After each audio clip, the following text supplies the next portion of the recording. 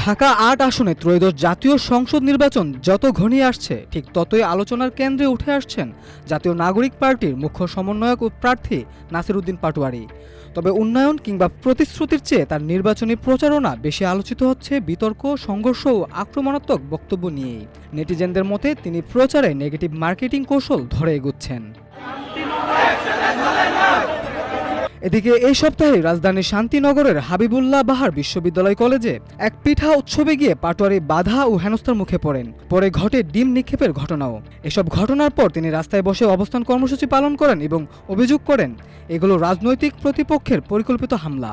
প্রতিপক্ষ বিএনপির প্রভাবশালী নেতা মির্জা আব্বাসের বিরুদ্ধেও তিনি সরাসরি অভিযোগ তোলেন এবং বহিষ্কারের দাবি জানান। তিনি আরও দাবি করেন বিএনপির চেয়ারম্যান তারেক রহমানের নেতৃত্বেই তার উপর হামলা। এসব ঘটনা একদিকে তার জন্য ভোগান্তির কারণ হলেও অন্যদিকে সামাজিক যোগাযোগ মাধ্যম ও সংবাদ মাধ্যমে তাকে ঘিরে আলোচনার মাত্রা বহুগুণ বাড়িয়ে দিচ্ছে। সেক্ষেত্রে ভুক্তভোগী হিসেবে নিজেকে উপস্থাপন করার মাধ্যমে তিনি সহানুভূতি ও আবেগকে ব্যবহার করছেন ভোটার টানার অস্ত্র হিসেবে। এছাড়া ইউরোপীয় ইউনিয়নের নির্বাচন পর্যবেক্ষক দলের সামনে নির্বাচন কমিশনের নিরপেক্ষতা নিয়ে অনাস্থা প্রকাশ এবং প্রশাসন ব্যবহারের অভিযোগও তাকে নতুন করে বিতর্কের মুখে ফেলে। সোশ্যাল মিডিয়াতে দেখা যায় ইইউ নির্বাচন পর্যবেক্ষক দলের সামনে নাসির উদ্দিনের ভাঙা ভাঙা ইংরেজি বলা নিয়েও ট্রোল চলছে। ভোটার বোঝানোর চেষ্টা দেখা গেছে পাটোয়ারির পোশাকের মধ্যেও। নির্বাচনী প্রচারের প্রায় পুরো সময়টাতে তাকে দেখা গেছে সফেদ পাঞ্জাবি, পায়জামা ও টুপি পরে। এ নিয়ে শুধু সামাজিক মাধ্যমে ট্রোল নয়, প্রচারের মাঠেও ভোটারদের টিটকারি ও প্রশ্নের মুখে পড়তে হয়েছে তাকে।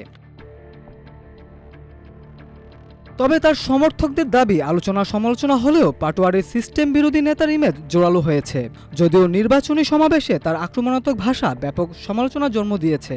হাফ প্যান্ট খুলে যাবে কিংবা খেলা হবে এ ধরনের বক্তব্য তার রাজনৈতিক শালীনতা নিয়ে প্রশ্ন তুললেও বাস্তবতা হলো এসব বক্তব্য দ্রুত ভাইরাল হয়ে আরও দৃশ্যমান করেছে তার প্রচারণাকে।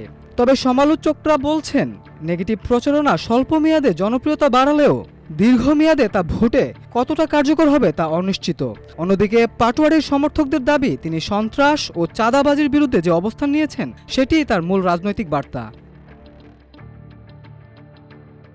মামুন খান, আমার দেশ।